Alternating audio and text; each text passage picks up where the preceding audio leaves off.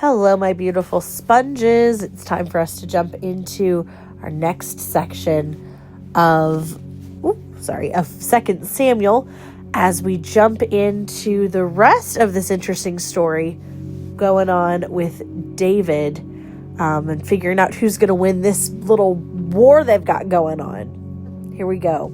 2 Samuel chapter 18.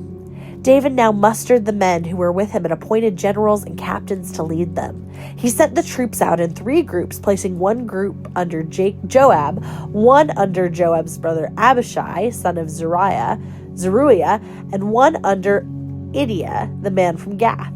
The king told his troopers, "I am going out with you." But his men objected strongly. "You must not go," they urged. "If we have to turn and run, and even if half of us die, it will make no difference to Absalom's troops. They will be looking only for you. You are worth 10,000 of us, and it is better that you stay here in the town and send help if we need it."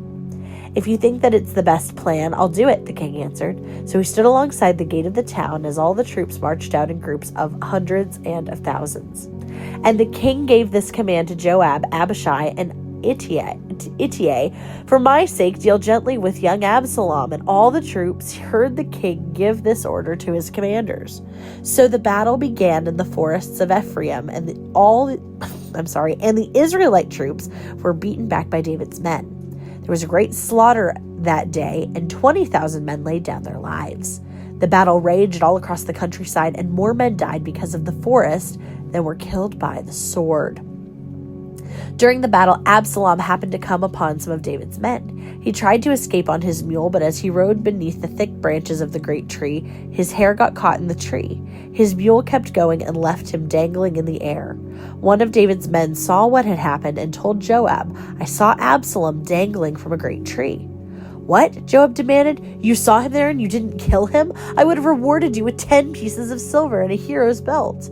"I would not kill the king's son for even 1,000 pieces of silver," the man replied to Joab. "We all heard the king say to you and Abishai and Ittai, 'For my sake, please spare young Absalom.' And if I had betrayed the king by killing his son, and the king would certainly find out who did it, you yourself would be the first to abandon me."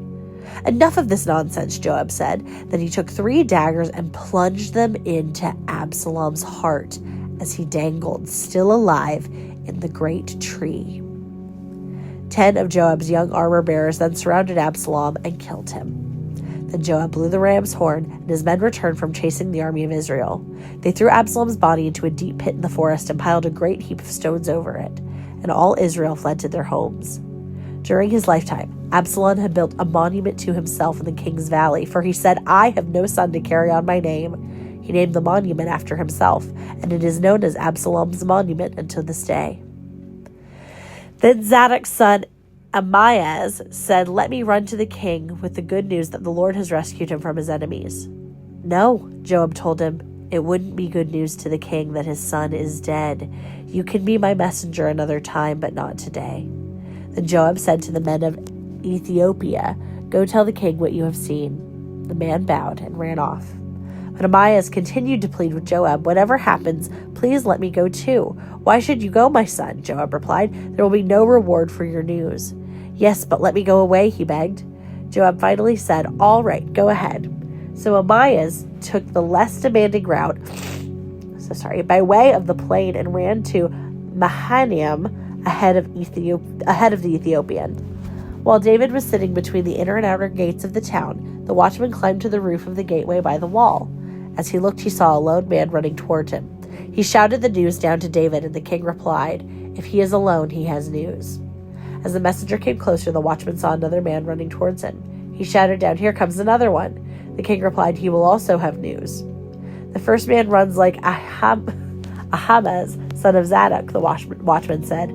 "He's a good man and comes with good news," the king replied. Then Ahimaaz cried out to the king, "Everything is all right."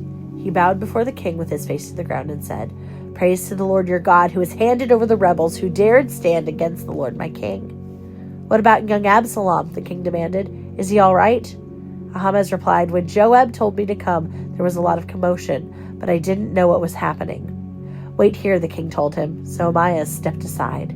Then the man from Ethiopia arrived and said, "I have good news for my lord the king. Today the Lord has rescued you for all those who rebelled against you." "What about young Absalom?" the king demanded. "Is he all right?" And the Ethiopian replied, "May all of your enemies, my lord the king, both now and in the future, share the fate of that young man."